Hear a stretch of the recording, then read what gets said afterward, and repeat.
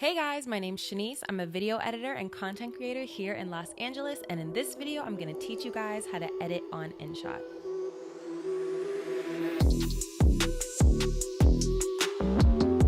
Editing is so cool. InShot is one of my favorite apps to edit on. I literally edit all of my video content on InShot, especially being a person on the go. It makes it super easy to be able to edit straight from my phone, and I'm gonna share with you guys how to do it today. If you're interested in getting into content creation or video editing, I promise you doing it from InShot is actually super easy. Before we get started, make sure you like this video right now and comment below because I love to hear from you guys. And as always, subscribe to the channel and hit the bell so you never miss another one of my videos. All right, guys, let's get into the app.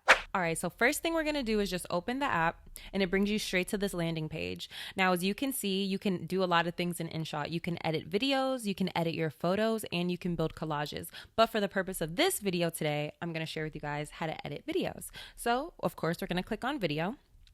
Now, as you can see, you'll see I have like 3 different things in like white. Those are drafts, or you'll have the option to make a new video. So you'll just click new. All right, so when you select new, it'll open up your photo album. So you'll be able to see all of your videos, all of your photos, or all of them combined. You can click all the videos that you want to bring into your InShot project that we're about to create. As a content creator, I have a bunch of videos. I'm always recording. So I'm just gonna click on some videos that I took today at a recent audition.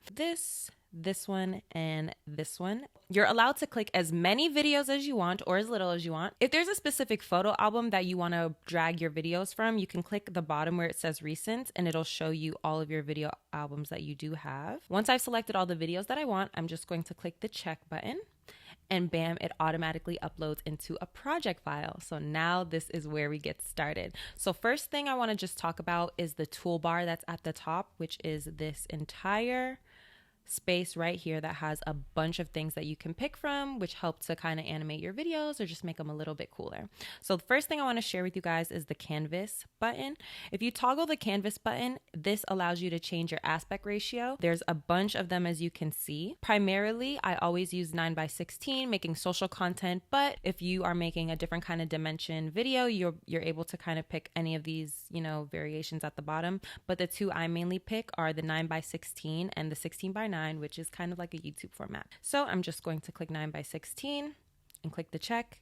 Bam. InShot automatically populates as a 9:16. So if you're looking for a different aspect ratio, you'll go into Canvas and change it. The next option is music. Music always makes a video look and feel super, super professional. Music actually brings you to the InShot library where they have a bunch of music that you can already use to your liking for your videos. Just a disclaimer, I'm not too sure if this music is copyright free. So use your own discretion when it comes to using these. If you're using them for your own personal fun, or anything that is paid promotion, just be careful on the music you select. You can also add sound effects. So if you're looking for a specific sound effect, you can look in here. Another cool thing is you can do voiceovers, which is super popular in the social media space. All you'll do is press record. It'll have a timer and you're able to just talk over your video and it'll capture your voice. If you're good with it, you'll select the check. And that's it.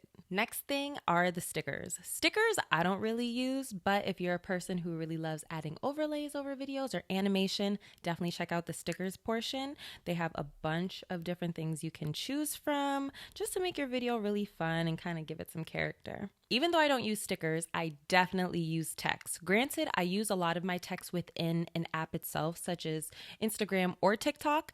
But if you're looking for different text types, you can definitely select the text tab. And you're able to just type away. So I'll just write, day in the life. The cool thing about text is I can completely customize it to my liking. So I can change the colors of it. I can even change the font itself, I can use my finger on the screen to drag the arrow to make it bigger or smaller. I can round it out. You can do so much. You can just play around with it. If you want to have things fade in, fade out, you can play with all of these different, loop options, which are really cool. And of course, the cool effects you can add to a video always make something a little bit more eye-grabbing. So you can add a zoom in gain, treble, like make things shake. Like, this is cool actually. I don't really use effects. I might have to start using them.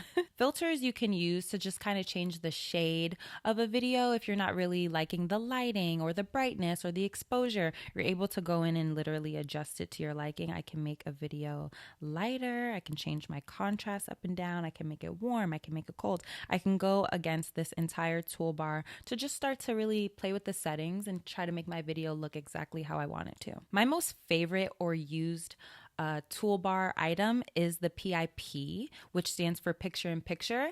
This allows you to add another video on top of the previous video we've already uploaded. You can now select the video that you want to overlay. And as you can see, you'll have another video that you can expand, make smaller, flip around, or even edit itself. Since it only allows you to add 2 timelines, anything you want to do to your second video, you'll have to make sure you go into PIP. Because when you get out of PIP, you're only able to see 1 timeline. So if you have to see anything with your previous timeline, you'll just click PIP and it'll show you. Helpful tip when it comes to PIP, and I want to make sure I'm explaining it right. Your PIP clip can only be as long as your bottom clip. Meaning, say my bottom clip is really long. As you can see, I have this whole thing right here, this whole clip. My PIP clip cannot be longer than that. It has to be shorter. And you'll know this automatically because it just won't even allow you to drag yourself past it. Let me show you. You see how it won't even let me go over? I can't even go past. So what you'll do, if there's a part in your video that's all the way down on the timeline, but you can't see it, you're just gonna have to drag it all the way back and just start making adjustments in order for you to find it.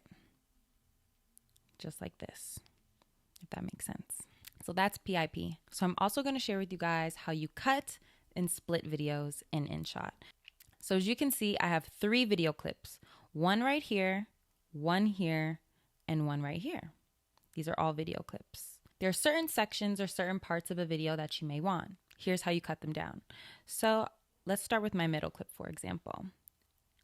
Do you see how over here in the top right-hand corner of your clip, it'll say the seconds of a clip. It says 5.2. That's how long the clip is. I want to cut this down to, let's say, 4 seconds, but a specific 4 seconds. So let's say I want my video to start here. I can either drag my video over to meet my timestamp, or what I can do is drag my playback right over to where I would like to cut it, and I can select on my toolbar the split. That will then cut the clip into 2 sections. It doesn't really matter how you do it. As you practice, you'll be able to figure out which is best for you. And say we don't need this clip, I'll also use the delete button, which is also on your toolbar. So now my video looks like this.